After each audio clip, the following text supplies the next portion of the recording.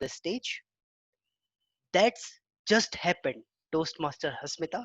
Toastmaster Hasmita, that just happened. Over to you.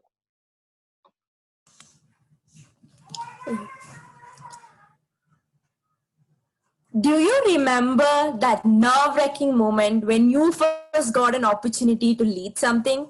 Anything. That split second, you questioned yourself. Can I lead? Do I have it in me to lead? Well, to be honest, no matter how shy or introvert you are, you will have this one desire, at least once in your lifetime, to at least discover this uncharted territory called leadership. And so did I. I wanted to explore leadership from a very young age. But the problem was, how do I measure my leadership skills? There is no such thing as a quantitative measurement for your growth as a leader. Think about it. If you're leading a project and successfully manage to complete the project, does that mean you're a good leader? If you're leading a team and establish a good communication about amongst your members, does that mean you're a good leader? Maybe, but not certainly. This was my problem. I didn't know where to start and how to go ahead with it. But me, being the person I am, I just wanted to create an impact somehow. And that's why I took up volunteering, especially teaching. Because I strongly believe an education can change the world. And I had the privilege to be educated, and I wanted to pass this privilege along. That's when I started working at various volunteering organizations such as MAD, U&I, ISEC, and many more. I taught young kids and they were so full of energy. I just fell in love with my job. And as time progressed, I just wanted to do more and more for these kids so that they can have a holistic background for them to grow. And so it happened. Finally, one day my manager called in and she said, we are going to have a national-wide fundraising event.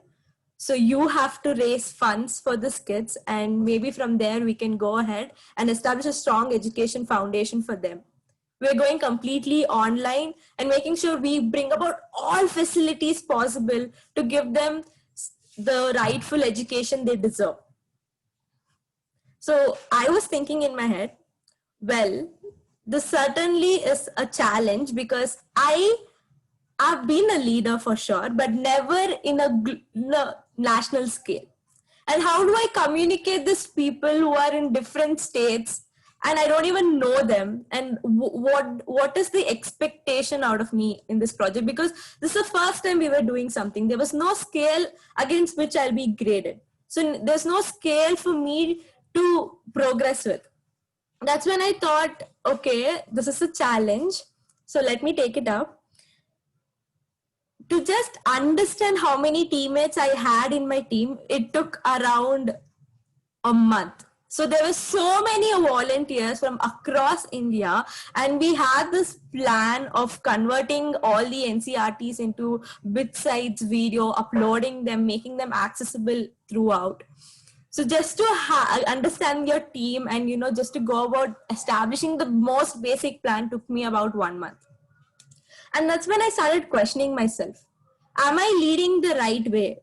Is this how do I lead it like how a normal situation I would lead, or do I lead it differently? Because ultimately this was a volunteering organization.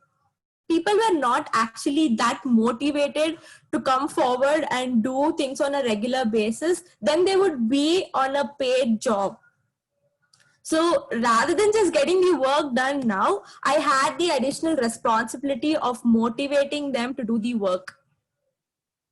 That was the challenge. But nonetheless, I said, I'm not going to let this project go for a toss.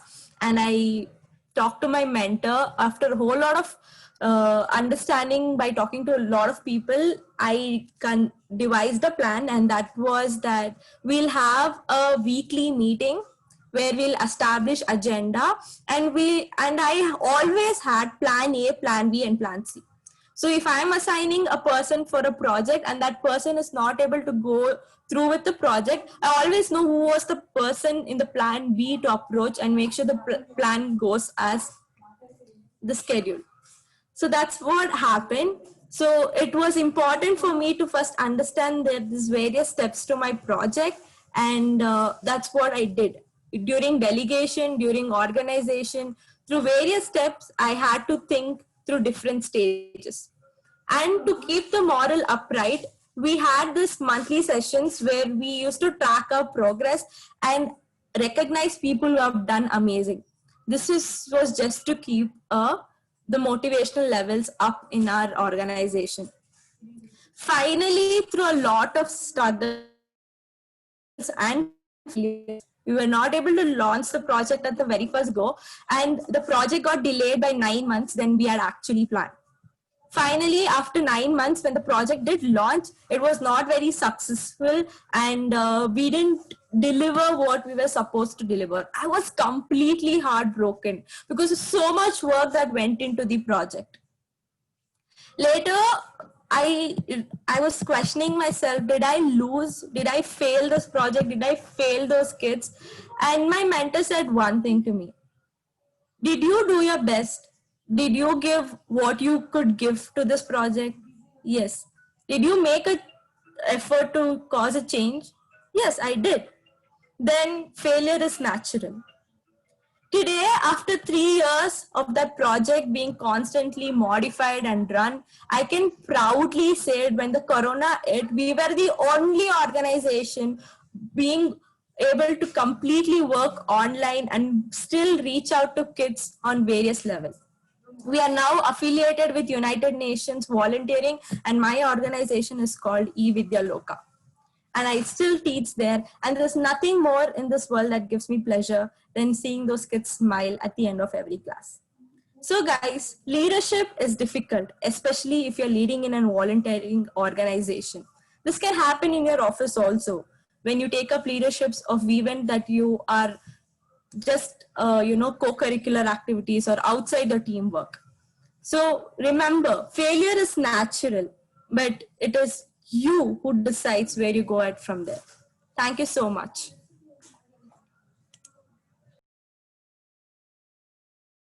Thank you so much, Toastmaster Hasmita. Guys, can we stand and give a round of applause to